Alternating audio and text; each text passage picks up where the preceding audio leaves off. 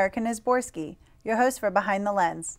On our program, we talk with noted photographers about their work. And today, I'm very pleased to have as my guest, photographer Mike Whalen. Welcome to Behind the Lens. I'm very pleased to be here. Mike Whalen was born and raised in New York and was exposed to art and photography at a young age by his father, who was both an artist by trade and an amateur photographer. He attended college in the D.C. area, worked as a software engineer, and later helped start an engineering company where he served as a director. Except for some minor use of a Pentax SLR in the 1980s, his camera experience was limited until 2003, when he retired from his technical career and became interested in digital cameras. In 2006, he bought a 10-megapixel Canon digital SLR. His interest in photography soared, and he immersed himself in his art, which has become a full-time passion. Today, Mike is a member of the Northern Virginia Photographic Society, or NVPS, where last year he was named NVPS Advanced Versatile Photographer of the Year, with a total of 19 awards for his photos. A number of his images have been placed in a prestigious Mid-Atlantic Nature Visions Photography Expo, and for the last 2 years, his photos have appeared on the cover of the spring edition of the Washington Gardener magazine. Mike enjoys macro, still life, nature, landscape, and street photography, as well as photographing people. He and his wife also enjoy traveling, which has made his travel photography a high priority. Are there any people who have influenced your work? Absolutely. I think the one person that comes to mind is Claude Monet, the artist. Has had a profound effect on my photography and just my artistic processes that I use in photography as well. There have been other people. Ansel Adams, of course. I love his black and white work, the crystal clarity that he offers. And where I get a lot of inspiration, too, is from a lot of unknown photographers on some websites that I look at, photographic websites. And there's a lot of really fantastic people out there right now who are photographing. And you take all kinds of photos, but today you've brought a lot of your travel photography. And let's take a look at what you've brought. Okay. We've got your first photo here, Times Square at night. Well, Times Square at night is actually one of my most favorite photographs that I've taken. And the interesting thing about this, of course, is the color involved. Times Square is one of the most vibrant places on the planet. And you'll notice in the composition here that we have the line of cars going up and a little bit to the left. And the background, of course, are all these bright lights. Just an unbelievable sight to be there. And I loved composing that picture. And have you enhanced this image in any way post-production? This has been slightly enhanced using some Photoshop filters, which I really enjoy using quite a bit. You can't see it probably too well on the TV, but there's a little bit of enhancement going on from the filters. And moving on, we have Springtime in Paris. Again, another one of my favorite photographs. Springtime in Paris. I was there in 2009 with my wife, and we were walking around the Eiffel Tower, and we came across this bed of flowers, and I thought that was a good foreground shot for the Eiffel Tower in the background. The interesting thing, too, about this was the fact that the trees on the left and right of the Eiffel Tower framed it very nicely for this photo. I had to get down on the ground to take that picture. And that's another thing. There's so many images of the Eiffel Tower, and you chose, a different vantage point, and you created a new image that, not everyone has seen of this iconic, the Eiffel Tower.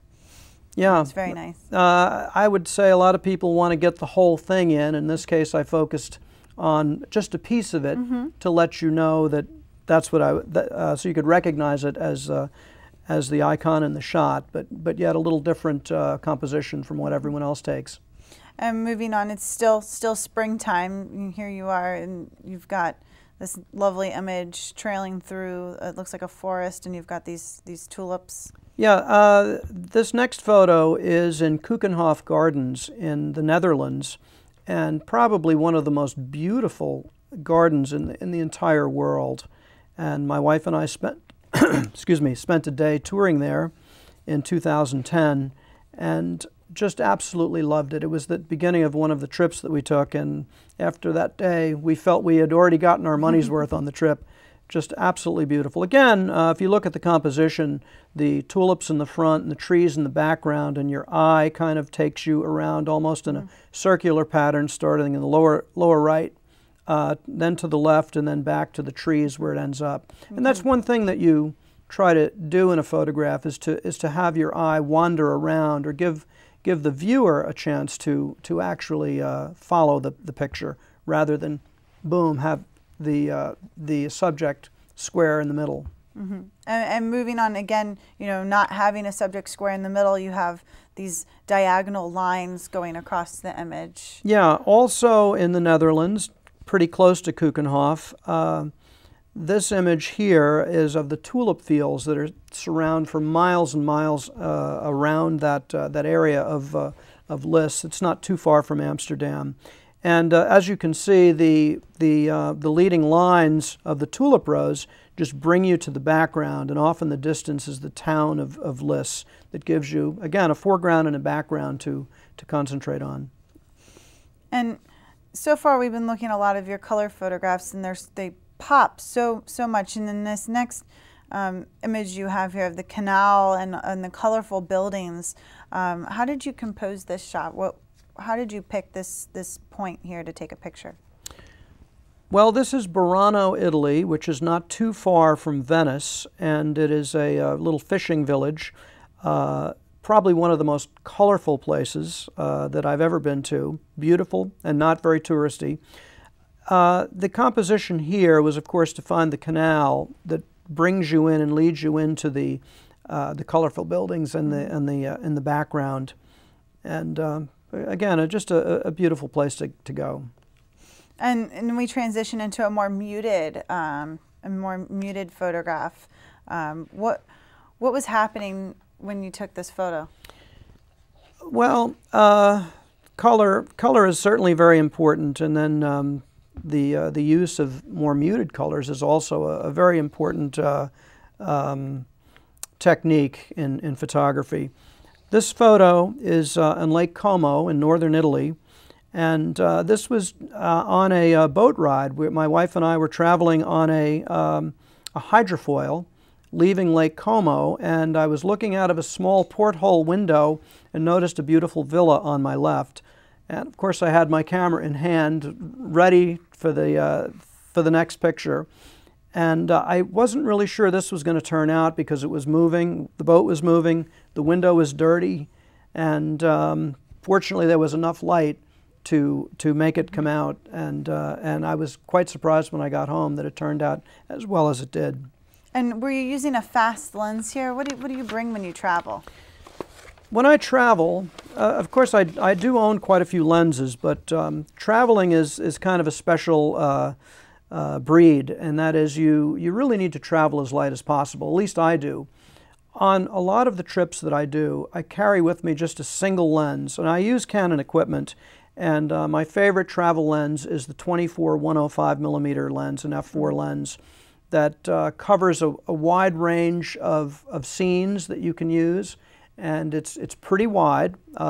24 on a full frame camera is pretty wide. Yeah.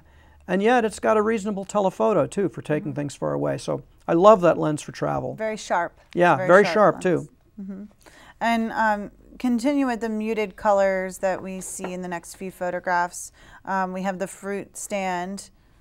Mm-hmm. Now, unlike many of your other images, this is framed in the center. How did you come about this shot?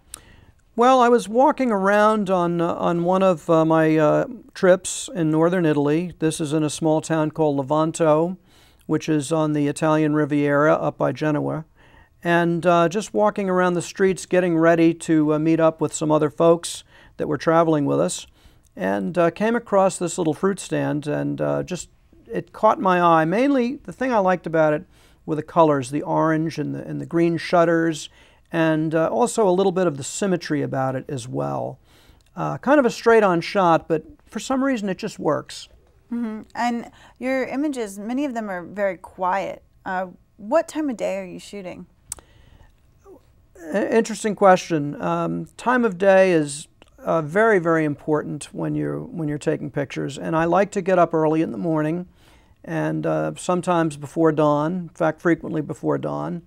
And when the light is not really bright, and you get much more saturated colors in this light. The thing is, you do need to use a tripod when you're taking, more early morning or late evening pictures, because your shutter speed slows down so much that if you hand hold, it's not going to come out. It's going to come out blurry. Getting a sharp picture is really important. Yeah, a lot of people don't understand the importance of having a good tripod and when it needs to be used, and these are perfect examples of when you really do need a tripod. I always carry one with me when I travel. And in this next one, you have this beautiful waterscape and the cityscape here, and you use the light to your advantage. Do you stake out, like do you wait for that certain moment when the sun is just hitting, a certain point in your frame? Well, sometimes you have to, because light is a very finicky thing, and if there's clouds, sometimes you're waiting for a break in the clouds to get your picture, and the light is changing very quickly in the morning, particularly if you're waiting for the sun to break over the water, or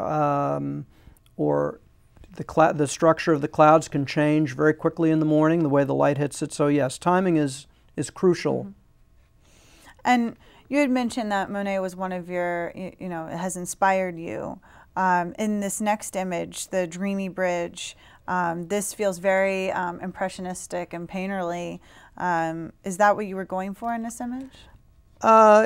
Yes, this was taken in Strasbourg, France, and just a beautiful, beautiful city with old split timber buildings and a lot of canals there, the trees breaking over the canals. And again, I was looking for a composition here. So you'll notice that the canal is going from left to right. That brings your eye down into the bridge on the right-hand side, and with the White House in the back. So it just made for a very interesting combination. Yeah, it reminded me of a Monet-type scene. Did you have any filters or anything? How did you get this effect on the image? What I did, I used Lightroom to process a lot of my photos, and it has a clarity slider in Lightroom, and you can kind of soften your midtones by using it. So I probably did that. I may have applied some artistic filters to this as well, but at this point I can't remember exactly what I did. And we'll move on now. It's fall, and you've got this beautiful waterfall shot. What technique do you use to capture the waterfall in this way? The important thing when you're trying to catch water is you have to ask yourself the question: do you want to freeze the frame and stop the action, or do you want to slow it down and get more of a softer look to it? And in this case, I probably used about a 4-second exposure on this to slow the water down and average it out, and it gives it that softer look to it.